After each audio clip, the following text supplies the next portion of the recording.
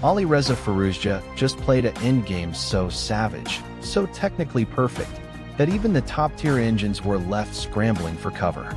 This wasn't just a game. It was a structural demolition job that proves why he is the future of world chess. We are looking at a masterclass in positional pressure, a brutal middle game transition, and a pawn endgame that will be taught in academies for decades to come. If you think you know how to play a winning position, think again, because Pranesh M thought he had it covered, until he didn't. Let's break it down.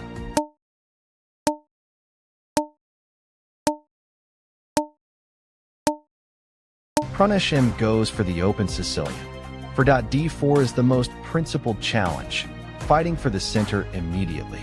Alireza, being the aggressive beast he is, responds with 4, cxd4 and 5.nxd4e5. We are entering the Sveshnikov-style complexity.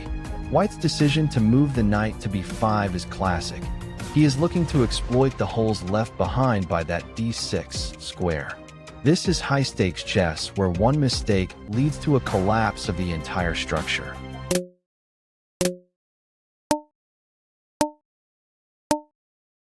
(7.nd5) is a bold attempt by White to trade off the dark-squared bishop or force a concession. Alireza immediately takes with 7, nxd5. This simplifies the position but clarifies the central tension. By playing 8.exd5, White secures space, but he also makes his structure slightly more rigid. The battleground is now clear. White has a space advantage on the queen side, but Black has the dynamic potential of the e-pawn and the solid structure on the king side.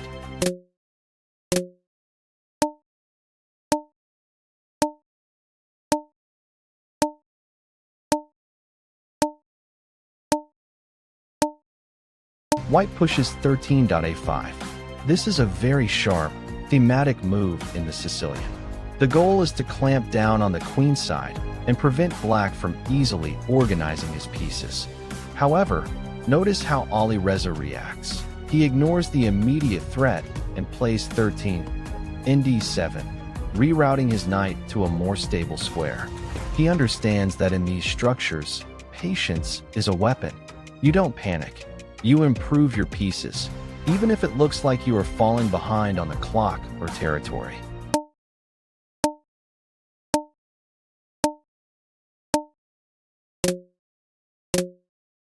Here comes 17.n4. White is trying to centralize and dominate the board, but Alireza is ready.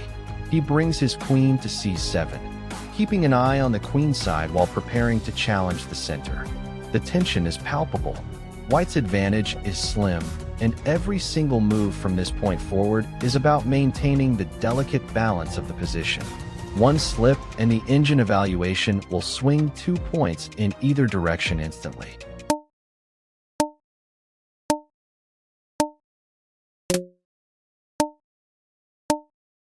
(21.rc1). White is putting everything into the c-file, but Alireza is a tactical genius. He calculates 21, next 3 with cold-blooded efficiency. White captures with the queen, and we see the exchange sequence. Queen takes c7, rook takes c7, rook takes c7, knight takes d5. Suddenly, the board has cleared up, but look at the resulting endgame. Black has successfully liquidated the pressure and enters a transition where his knight is absolute perfection compared to White's pieces.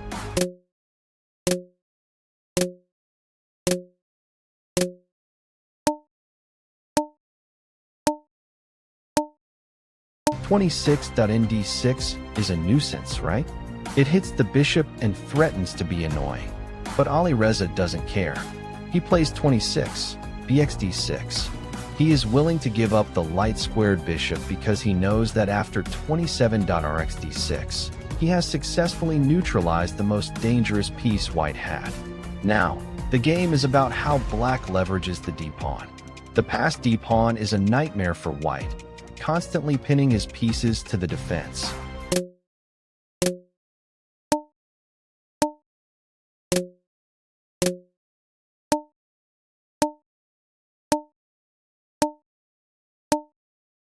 (32.kd2). This is where the game starts to slip away. By moving the king, white is trying to stop the penetration of the knight on the queen side, but it allows 32 in xb2. Suddenly, black has grabbed a pawn, and more importantly, he has activated his knight to a glorious outpost. This is the difference between a grandmaster and an elite.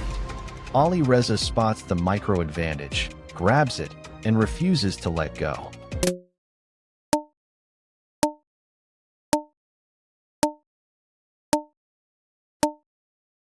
(36.3c3). White is desperate. The d-pawn is marching down the board. 36. d4 is just a hammer blow. It's an unstoppable force. Look at white's pieces. They are paralyzed, tied to the defense of the queen side and the promotion square. Alireza is playing with such confidence here. He isn't rushing. He is methodically closing the net. Every move is calculated, forcing white into more and more awkward defensive stances.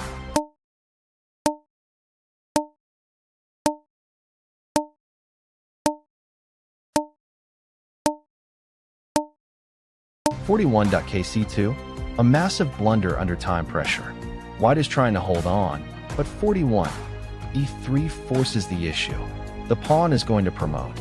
42.re5 plus only delays the inevitable. White is fighting ghosts now. Alireza's precision in the face of time pressure is honestly terrifying. He knows the win is right there, and he isn't going to let a single tick of the clock distract him from the winning sequence.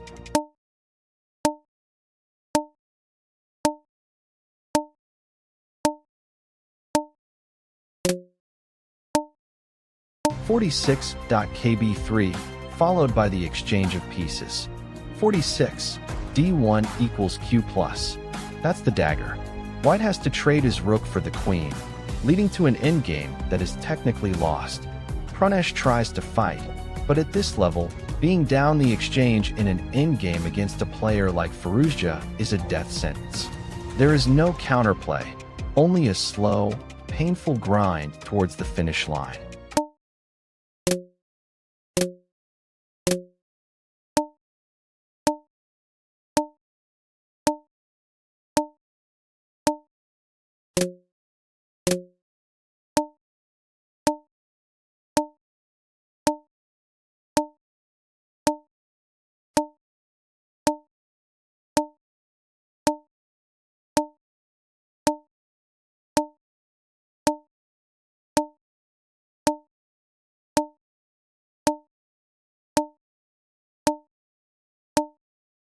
(63.h5) is White's last desperate attempt to create a distraction, but Alireza simply takes 63 gxh5. It doesn't change the outcome. The pawn structure is completely locked and dominated. Alireza is just cleaning up the board.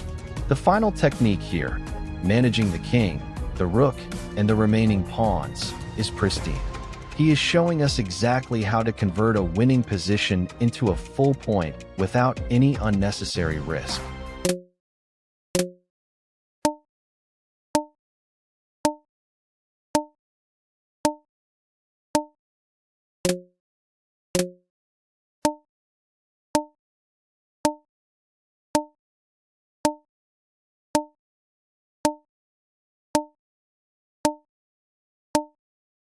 And there you have it, a clinical, systematic, and frankly brilliant destruction of a high-level opponent.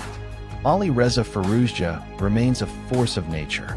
If you learned something about patience, in-game calculation, or structural advantage today, do not keep it to yourself. Make sure to hit that like button and subscribe to Chess 64 Elite Academy right now for more elite chess content.